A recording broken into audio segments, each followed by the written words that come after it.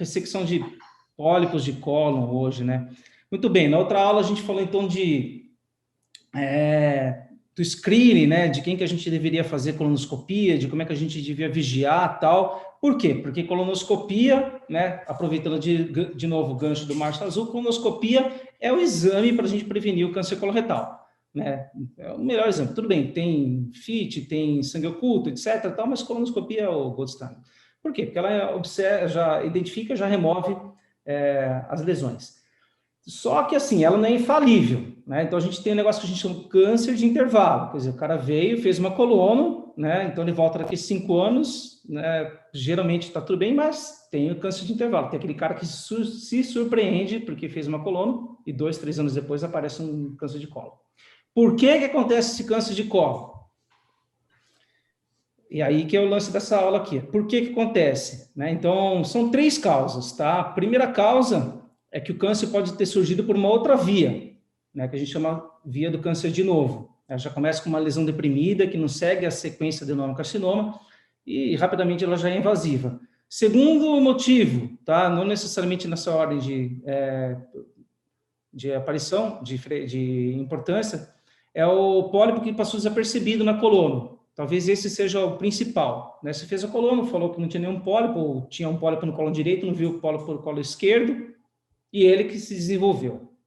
E terceiro motivo é esse daqui que a gente vai falar, a ressecção incompleta.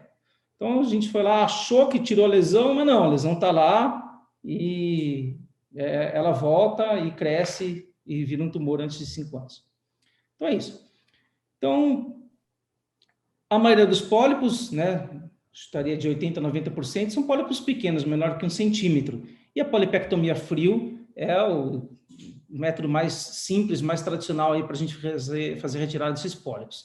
Então, o que a gente faz? Encontrou um pólipo, deixa a pinça de polipectomia aqui, geralmente às 5, 6 horas do aparelho, né, para facilitar a remoção, né? E é reservada para pólipos pequenos, diminutos, de 1 a 3 milímetros. Né? Então, olha aqui, um polipinho pequeno, foi lá, pegou com a pinça, tirou o pólipo. O problema é esse aqui, ó. Será que ficou uma lesão residual? Não dá para saber. Começou a sangrar, às vezes você vê, mas você nem sempre tem certeza. E aí, é o que os caras fizeram. Os caras fizeram esse estudo, né, publicaram em 2011. Eles pegaram pacientes com pólipos menor que 5 milímetros e usaram, né, a pinça convencional de biópsia. Aí depois eles foram lá, injetaram aqui na submucosa, passaram uma alça e ressecaram, né, aquele sítio de ressecção, para saber se tinha tirado tudo. E olha o que acontece aqui, ó. Eles acharam 38%, né, ainda tinha adenoma residual naquele sítio de ressecção. Então, a ressecção era incompleta. A gente achou que tinha tirado tudo, mas não tinha. Ah, Bruno, mas foi só esse aqui que achou? Não trouxe a aula completa aqui, mas vários outros também começaram a observar o mesmo fenômeno, de que tinha lesão residual, entre 20% e 30% das lesões. E aí que a gente começa a nossa discussão, né? É aí que a gente começa a discussão, e aí eu pergunto, Ivan, o que a gente pode fazer para diminuir essa lesão residual? O uso da pinça para tirar essas lesões pequenininhas, ela é muito tentador, né? Porque a pinça tá ali, é facinho, você passa, ela é fácil de posicionar, você tira, a peça já está capturada, você não tem que sair procurando ela, né? Então, mas isso é uma coisa que a gente tem que evitar, porque esses dados que você mostrou são muito significativos, né? Você deixar quase 40% das lesões que você tenta tirar com pinça, né, sobrar lesão, quando você voltar lá, a lesão vai ter crescido de novo, isso é muito ruim. Então, se você olhar nos guidelines, para essas lesões acima de 4 milímetros, o ideal é a gente evitar, por mais tentador que seja, facinho, e que a gente consiga tirar com 2 fragmentos, né, isso aumenta a chance dessa lesão voltar ou não ser totalmente ressecada. Ivan, então, quais as opções? Não, deixa eu te colocar em cilada, né? Porque Então a gente vai. combina algumas coisas, mas não tudo, lógico, você não tem graça. Já usou pinça quente? Hot biopsy?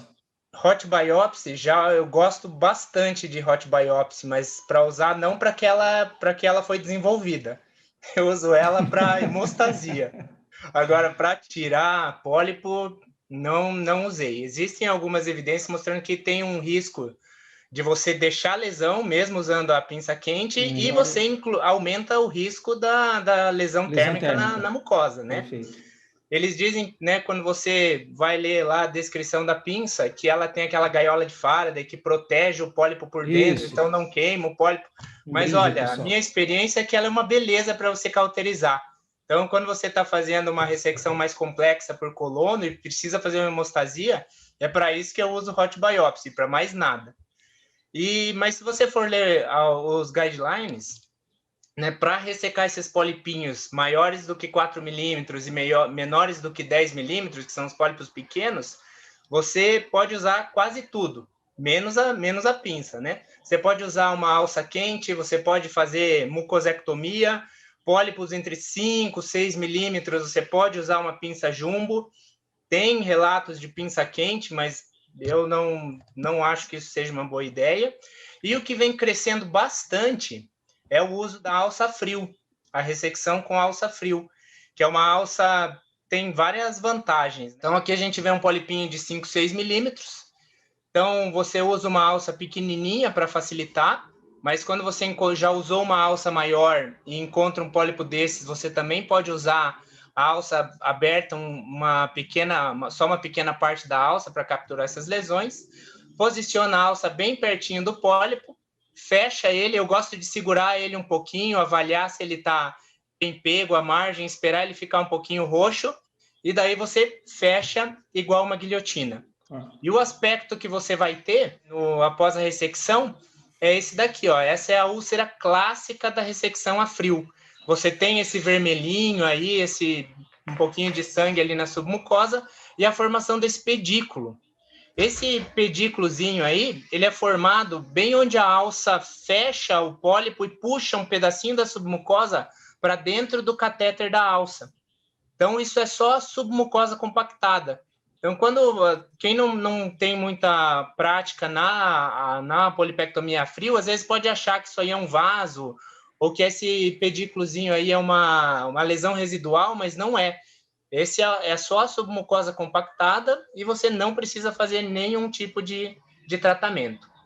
Outra dica bacana para ressecção a frio é você deixar o catéter bem próximo da lesão, apoiado, e não fazer tenda, não puxar. Porque se você tiver com ele meio puxado, a hora que você seccionar, faz um estilingue e esse pólipo sai voando para longe. Agora, se você deixa ele bem apoiadinho ali, você consegue deixar ele grudadinho na alça e ele sai, é bem facinho de você recuperar, tem um menor risco de você perder a lesão. Exatamente. Deixa eu colocar esse vídeo aqui, Ivan. O Hewitt é um colonoscopista australiano. Os australianos gostam muito de polipé frio, de piscinil, né? Eles não são muito da turma do ISD, né? Então, esse vídeo é bem bacana, né?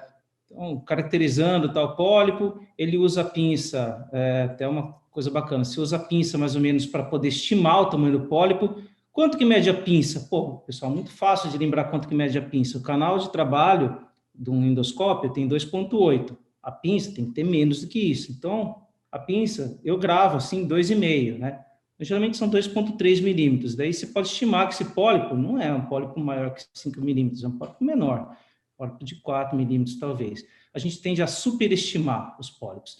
E aí, ó que bacana essa alça, né? Essa alça tem um shape meio triangular, que acomoda bem o pólipo, que lá que o Ivan falou, faz o down ali, pressiona bem, tem que pegar um pouco a mais de mucosa, porque a gente está fazendo uma polipectomia a frio, e pá, faz a transecção. Veja que aqui nessa técnica, isso eu vejo muita gente errar, não é para fazer tenda, você não está passando corrente elétrica, você não está preocupado com a parede, tá? Então você mantém lá para esse pólipo não sumir, que nem o Ivan falou, aí você vai lá e puxa ele, pronto, ficou aquele bingolim lá, tá? Então, opa, caramba. Aí, parei de compartilhar na tela? Acho que sim, né? É isso aí. A alça fria, né, ela tem várias vantagens, né? Você não precisa injetar, não precisa corrente elétrica, ela é bem fácil de fazer, o custo, né? É só o valor da alça. Então, eu acho que ela é bem interessante. Esse artigo aqui que eu trouxe, que o Bruno compartilhou a tela, ele comparou a polipectomia com alça fria com a polipectomia com pinça de biópsia no tratamento de pólipos diminutos do cólon. Então, é um estudo randomizado controlado, né? Eles incluíram 139 pacientes com pólipos menores do que 7 milímetros. E o que eles avaliaram? Ressecção completa. Então, para pólipos menores do que 4 milímetros, não teve diferença. Foi 100% para alça fria, 96,9% para pinça. Se bem que quando o pólipo é muito pequenininho, não é tão fácil pegar com alça. Às vezes ele esmaga a ponta, escapa. Então, para pólipo bem pequenininho, eu acho mais fácil a pinça mesmo. Mas quando eles avaliaram de 5 a 7 milímetros, já deu uma diferença. Você vê aí, 93,8% com alça fria e 81,2% com pinça. Então, a taxa de ressecção completa caiu e deu de diferença estatística. E esse estudo avaliou pólipos até 7 milímetros. Então, se a gente incluir aí os pólipos com 8, 9, 10 milímetros, provavelmente a gente vai atingir níveis de ressecção incompleta parecidos com aquele que o Bruno mostrou naquele estudo, apesar de ter sido um estudo pequeno. E passa mais um slide, Bruno, eu quero falar um pouquinho também sobre a segurança, que isso é uma coisa que preocupa na alça fria, né? Poxa, parece que você vai ressecar lá, não vai tratar nada, fica aquele pedacinho de negócio que parece que parece um vaso, né? Será que não sangra mais? Será que esse paciente não vai chegar em casa e voltar sangrando? E os resultados dos estudos mostram exatamente o contrário. Esse estudo aqui foi um prospectivo multicêntrico, né? Que avaliou a segurança na polipectomia de lesões menores do que de 10 milímetros. Então, foram incluídos 823 pacientes. Desses, foram realizadas 1.015 polipectomias a frio. Então, de 1.015 pólipos ressecados, só 18 pólipos tiveram sangramento intraprocedimento. Imediato. Na hora que ressecou, esperou ali 15, 20 segundos, né, 30 segundos, e ele não parou de sangrar. E aí, desses 18 casos, eles trataram com injeção, clipe ou cauterização e 100% obteve hemostasia. Então, você veja, 1,8% de sangramento intraprocedimento, né, imediato. Mais importante e 0% de sangramento tardio nos próximos 30 dias. Então, é um dado bem interessante, né? Por mais que pareça que a cauterização aumente a segurança, o que os estudos têm mostrado é que a ressecção a frio, se não sangrar na hora, depois dificilmente vai sangrar. Só deixa eu mostrar um outro dado ali, Bruno, que eu achei bem bacana desse estudo também. No mesmo slide aqui? Isso, é o mesmo slide. Tá. Que nessa casuística, nos pólipos menores do que 5 milímetros, eles encontraram 8,7% de adenomas com histologia avançada. Né? Então, com uma histologia vilosa ou displasia de alto grau. Quase 9% das lesões menores do que 5 milímetros. Então, isso mostra a importância que a gente tem que dar para esse tipo de lesão, né? Essa lesão, se passar despercebida ou for ressecada incompleta, ela vai gerar um câncer de intervalo. Não, perfeito. Então, assim, o que a gente viu até agora, pólipo diminuto até 3 milímetros, a gente tira com a pinça. Quando ele começou a ficar maiorzinho, você acha que pode ter uma ressecção incompleta, alça. Alça, e aquele trabalho que você mostrou lá, europeu, fantástico, porque ele que deu aquele gás, assim, aquele ânimo para a gente falar, que a gente tem aquele medo, porra, mas não vai passar corrente, o negócio vai sangrar depois, e já tá, a gente já, todos esses anos a gente, cara, tive zero problema até hoje com... Não sei vocês, zero. Posso fazer uma pergunta, Bruno? E fala. A alça, já que tocou nesse assunto de alça, eu também, assim, é impressionante como isso vem mudando, a gente vem adquirindo mais experiência, mais confiança com esse método, né, da alça frio. Para essas lesões pequenas, acho que realmente foi uma técnica que mudou o jogo, assim, né, para diminuir a recorrência. E a alça quente, para esses pólios pequenos, sem elevar, o que vocês acham? Você vai comentar, Ivan? Sem elevar? Não. Então, o que acontece é o seguinte, deixa eu falar, deixa eu responder essa daí, desculpa, cara, sou eu que tô falando, mas deixa eu responder, porque essa daqui é uma coisa que... O que acontece? A gente usa, às vezes, a alça, cara, você começa a usar a alça frio, você começa a ficar maravilhado com ela, daí você vai aumentando, você tirava pólipo de 5 milímetros, daqui agora 7, daqui a pouco 10 você quer tirar, e o que acontece? A maioria, eu já usei alças boas, né, até a alça da Boston, muito bacana, a alça fria, a alça de S-endóxico, muito bacana, mas a maioria é a alça que tem lá no serviço, você acaba pegando uma alça multifilamentar para usar nessa situação, e aí você se ferra, porque ela é mais espessa, você não consegue cortar, e aí você fica encrencado com o negócio lá que não esmaga, e daí você tem que passar corrente elétrica, daí não é o procedimento correto, e eu acho que você corre risco. Essa é a minha opinião. Alguém pode falar aí, Dani, Salles, alguém pode falar aí. Mas isso aí que o Bruno falou é verdade. Você começa a passar alça frio, aí você vai aumentando o tamanho da lesão, você vai vendo que não dá nada, não sangra. Isso é uma mudança de paradigma, né? Porque essa coisa do bisturi elétrico, acho que vem lá dos conceitos cirúrgicos e coagular e tudo, enfim. A gente já coagula pouco, mas corta. E agora a gente está deixando o bisturi elétrico para boa parte das coisas do dia a dia. E a taxa de complicação é muito menor. Não complica, não sangra tardiamente, que é o problema. E eu concordo com o Bruno aí, assino com o relator. Matheus, agora já deixo o gancho com você.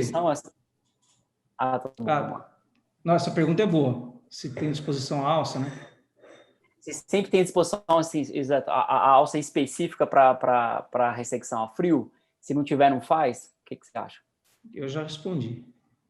Eu uso a alça que está na mão. Às vezes eu fiz uma mucosectomia maior, achei uma lesão menorzinha no caminho, acabo usando a mesma alça, porque é complicado você agregar, né? O paciente privado, ele está pagando tudo, e o paciente de operadora de saúde, você está justificando tudo. Então, eu tento usar a mesma alça, a não ser que seja algum caso específico. Existem alças, as pequenininhas, que são específicas para isso, aquelas que são mais finas, né? Que tem o araminho de corte, a alça mesmo mais fina, que facilita, o catéter mais rígido. Mas, geralmente, para essas lesões até 1 centímetro, eu nunca tive dificuldade com uma alça normal. Não sei se alguém teve experiência diferente. Já tive, já. Com 8 milímetros, assim, perto de 1 centímetro, eu já fiquei, o negócio esmaga, não corta. Isso de vez em quando acontece. Às vezes você esmaga o tecido e fica lá com aquela cara de... E agora, né? E aí você não aproxima o aparelho e dá aquela puxadinha na alça para...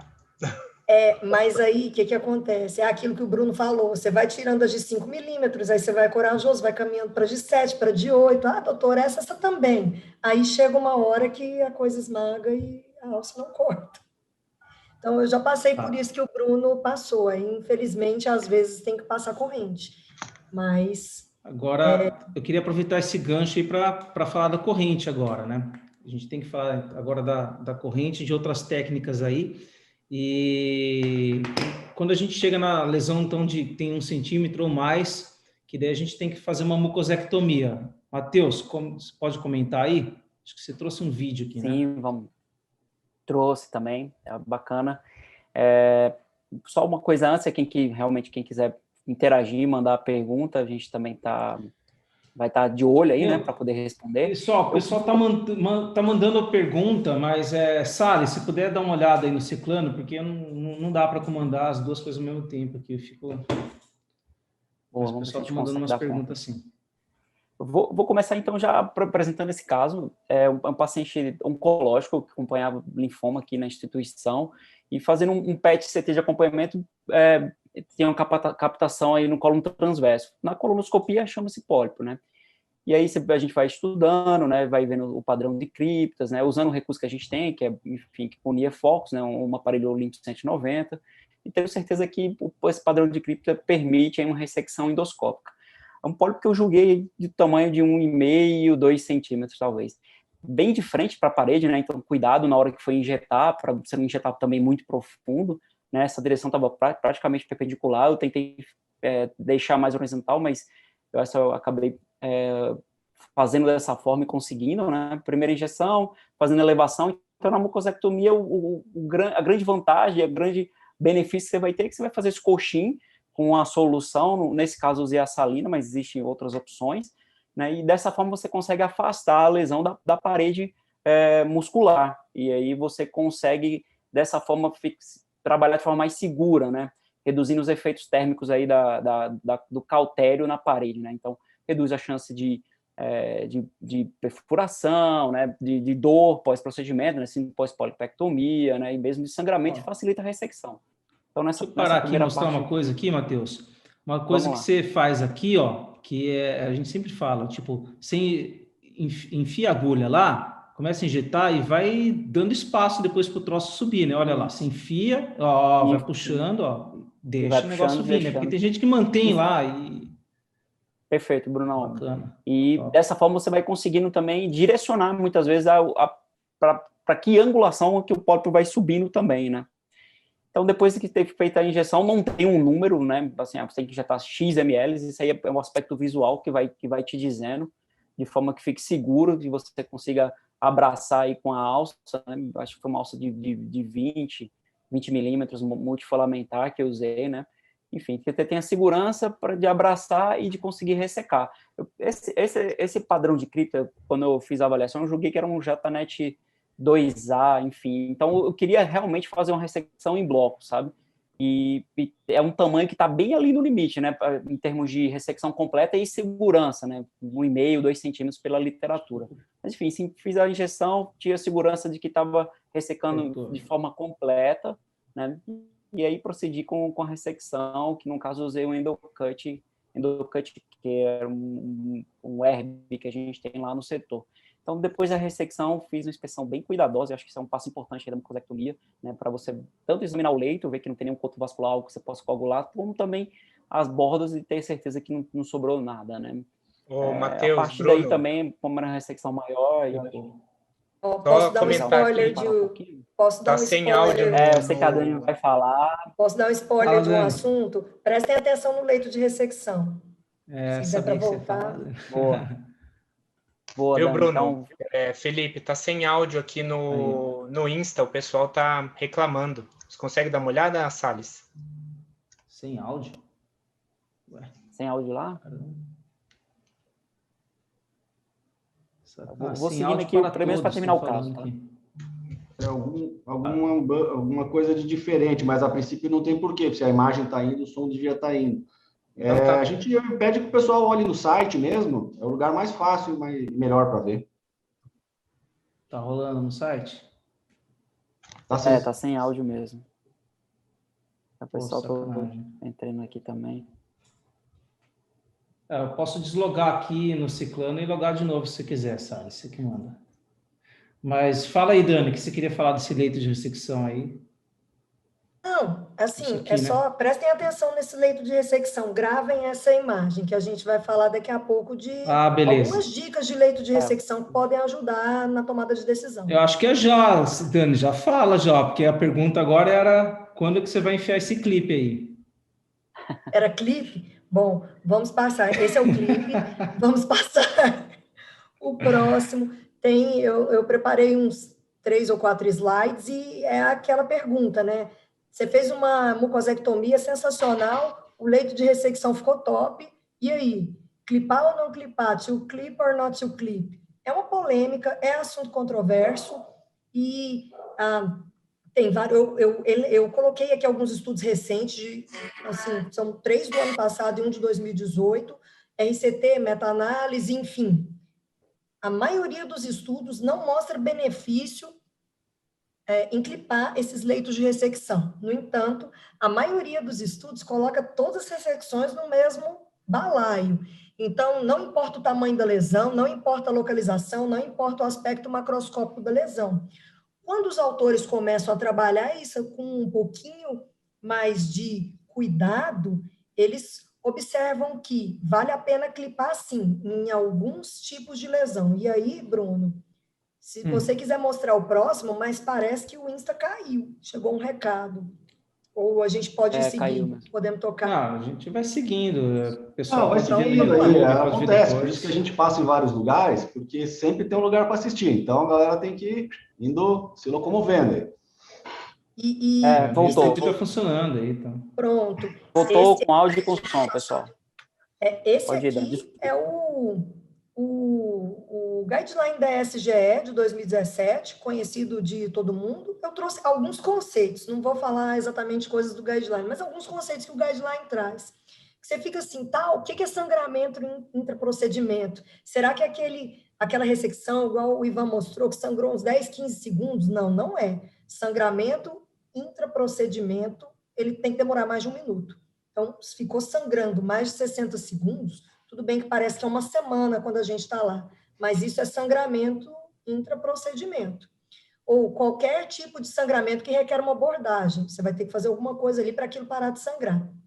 E isso acontece em quase 3% das polipés e pouco mais de 10% das mucosés.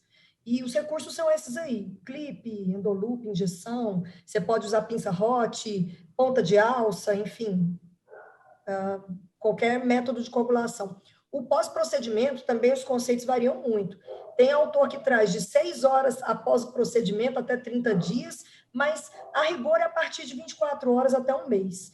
E é aquele sangramento que a partir de 24 horas traz repercussão hemodinâmica e leva o seu paciente para o pronto-socorro, para o hospital. Normalmente, ele acontece em lesões mais graves e a abordagem é essa aí, a gente vai falar adiante. Vamos passar para o próximo. No mês que vem, abril, isso é um spoiler, a Gastrointestinal Endoscopy está trazendo esse artigo agora, de abril, que fala de to clip or not to clip. E aí, o uso profilático de clips para a gente evitar sangramento tardio. Que o sangramento durante o procedimento, ele quase nunca é um problema, normalmente é contornável, a gente tem aí umas 5, 6 formas de fazer parar de sangrar. O pós-procedimento é que são elas, que normalmente ele traz repercussão hemodinâmica.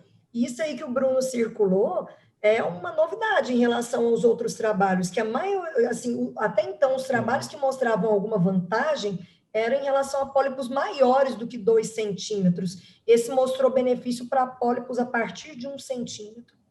Então, mostrando que realmente clipar aumenta a segurança. Foi uma compilação de 8 estudos, e para pólipos com mais de 1 centímetro é vantajoso, para pólipos com mais de 2 é vantajoso, para lesões não pediculadas é vantajoso, e para lesões mais proximais ali, seco, ascendente, até o ângulo hepático, é muito vantajoso. Tem os NNTs aí no final. Um NNT de 30 isso que eu ia falar. Os grandes, para lesões não pediculadas 39, e proximais o NNT de 25.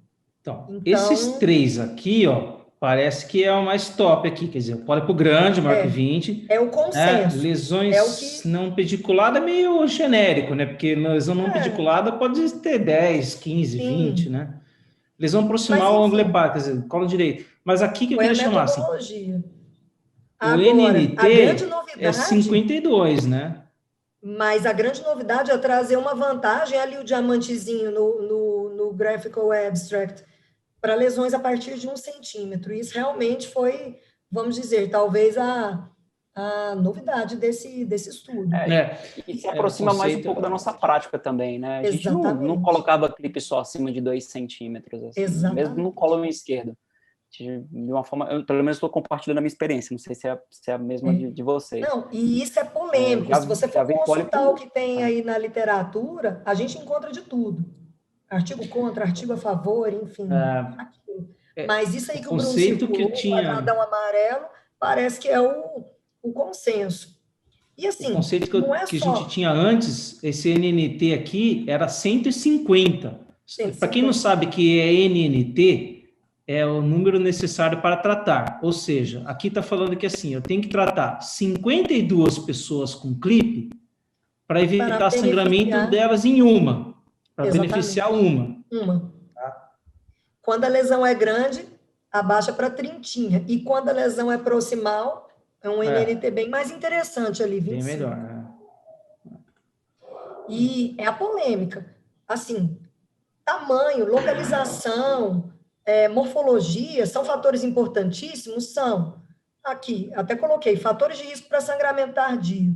Tamanho, localização da lesão maior, assim, mais perigoso em colo direito, a técnica de resecção que você usa, se o paciente está usando antitrombótico, principalmente antiagregantes plaquetários, que é o que os estudos trazem de forma, assim, mais frequente, são os fatores de risco mais importantes para sangramento tardio. Agora, uma outra coisa interessante, que existe uma outra corrente de autores que mostra, é olhar o teu trabalho. Então, você ressecou a lesão, observa o leito de ressecção. Aquele leito limpinho, lisinho, bonitinho, aquela submucosa transparente que não tem um pontinho vermelho, dificilmente isso vai te dar problema. Agora, isso é até uma publicação nossa do 2019, 2 anos atrás. Está lá tem um post lá no Endoscopia Terapêutica. Algumas alterações chamam a atenção. Por exemplo, hematoma. Eu vi que o Matheus clipou a dele e tinha um hematoma. Aquilo não era um coto vascular, não era uma queimadura, era uma hematominha na submucosa. Mas hematoma aumenta a chance de sangramento. Coto vascular, que é essa letra A e a setinha preta, aumenta a chance de sangramento, uma boquinha de vaso esperando para sangrar. Quando você vai profundo demais e fica expondo a muscular de forma assim muito evidente, a letra C, fica aquela muscular branca, assim, isso também é um fator de risco para sangramento, por conta da anatomia da parede mesmo, os vasos, eles passam ali, eles correm ali paralelos e sobem perpendiculares, e quando você tem lesões por coagulação térmica mais profundas, vasos visíveis com lesões por coagulação, isso é uma combinação também que acende a luz amarela. Então, assim, o tema é polêmico, há controvérsia, está saindo aí mais uma evidência em abril na gastrointestinal endoscopy, e vale a pena levar em consideração o que já é clássico, né? Lesão grande, cólon direito, enfim, e observar o seu leito de ressecção também. Isso pode ser uma estratégia custo-efetiva, que existem muitos serviços e autores que, enfim, consideram Acho isso na tomada de excelente isso. decisão. Acho que tomar o tempo e olhar o leito, você realmente consegue predizer fatores de risco para sangramento pós-polipectomia, do jeito que você mostrou aí, Dani. Só tranquilizar o pessoal aí que está assistindo no Instagram, parece que está muito ruim a transmissão lá, mas vai estar vai estar no site, vai estar no YouTube, quem quiser assistir depois, tranquilo, tá bom, pessoal? Eu ia passar para o próximo tópico aqui, que é falar de lesão pediculada. Tá, e aí, vamos lá. Eu volto para o Matheus aí. Matheus, então a gente já falou de polipé a frio, você corta frio esse troço aí, você faz só mucosé, o que você faz aí nesse pólipo? O pólipo pediculado, e aí o risco maior mesmo, o risco, na verdade, praticamente de perfuração aí não existe, né? Enfim, pelo menos num pólipo desse aí, né? Que você está apresentando. Então, tem um pedido longo, te dá bastante segurança trabalhar bem longe da camada muscular própria. E o risco realmente é de sangramento, né? Sangramento tardíaco, né? Quanto maior o pedículo, quanto mais calibroso for esse pedículo, maior a chance de estar passando um vaso calibroso aí, né? E de você ter esse tipo de complicação, né? Então, a pergunta que se faz é, você vai colocar o clipe, enfim, quais são os métodos que você pode para atacar o pólipo e reduzir essa complicação, né? Existem 3, uma é a injeção de adrenalina, naquela proporção que a gente usa em outros cenários, como hemorragia, por exemplo, de 1 para cada 10 mil unidades, né? Fazer a clipagem, seja antes de fazer a ressecção, né, com a alça diatérmica, seja depois, ou usar o endoloop, tá?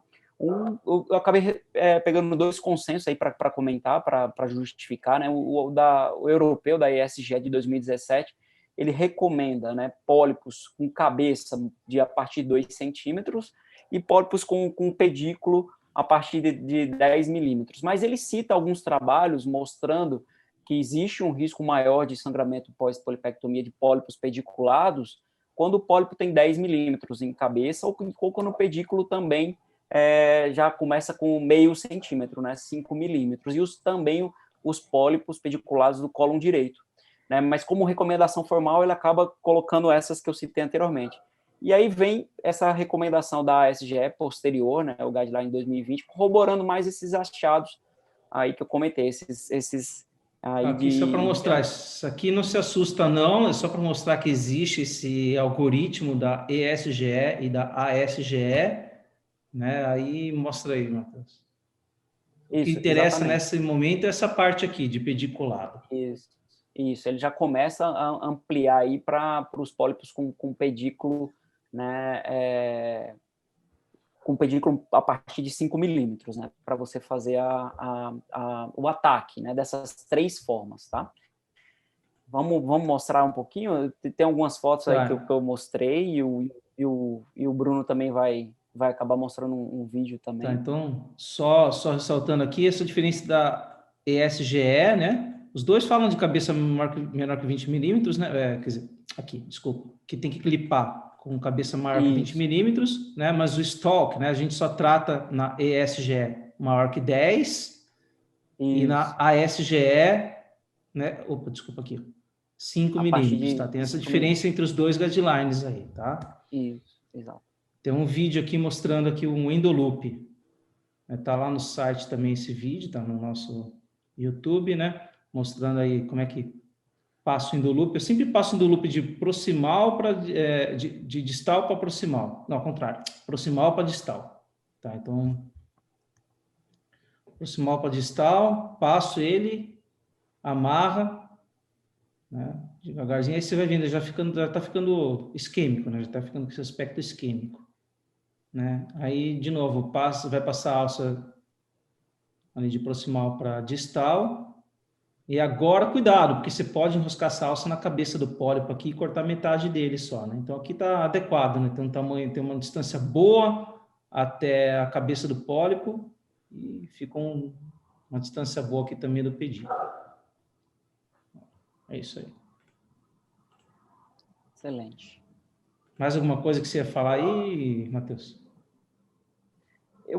Eu acho mais fácil, tecnicamente, usar o... Primeiro porque, assim, a frequência de você encontrar pólipos pediculares é um pouco menor, né, na sua rotina. Então, o clipe você está sempre mais habituado a utilizar, né? O endoloop, tem alguns serviços que não vão ter à disposição, e, enfim, pela frequência pode ser que você não lembre aquele passo a passo. Eu acho mais fácil, de uma forma geral, utilizar o clipe, né, para atacar esse pedículo, ter bastante cuidado de não lançar com a alça metálica aí junto do clipe, para você não transmitir essa corrente, acabar machucando a mucosa ao redor, né? Mas tecnicamente parece ser mais fácil, né? E eu prefiro fazer antes, né? Porque depois você tem o risco de ter o sangramento, sangrar na sua frente, né? E aí começou a sangrar, e aí você vai ter que correr atrás do clipe na sua frente, exato, durante o procedimento, para você depois correr com o clipe para depois clipar, enfim. Então, o endoloop eu acabo reservando para aqueles pedículos grossos mesmo, aí, que você vai sentir que não vai conseguir abraçar, pelo menos não completamente ali com o clipe. Isso é o que eu... Cara, tem uma outra fator que me faz adotar mais o guideline da ASGE, né, que é maior que 5 milímetros, porque, assim, tem uma proteção jurídica também da coisa, eu acho, sabe? Se não custa nada você colocar um clipe, alguma coisa, e falar que você se preocupou, vai que sangra esse negócio. E eu não trouxe aqui, mas tem vários trabalhos na literatura prospectivos e randomizados mostrando o benefício. Primeiro veio a comprovação do benefício do endoloop. Então, tem uma sequência de uns 4 ou 5 trabalhos prospectivos randomizados mostrando comprovação do benefício do endoloop. Mas é o que o Matheus falou, tem muita gente que não está habituado a usar, não sabe usar direito, então às vezes é melhor não usar. E depois veio uma comprovação do clipe.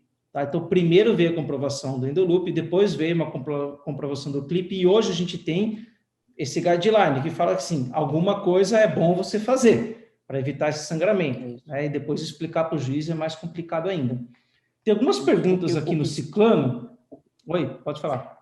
Fechando esse assunto, só o que eu habitualmente não uso isoladamente é a injeção de adrenalina. E aí realmente na literatura tem alguns estudos falando que acaba sendo efêmera a ação e que o risco de sangramento tardio é maior quando comparado aí com o endoloop e com o clipe, né, com esses métodos mecânicos. Então, acho que é um método para você utilizar em associação.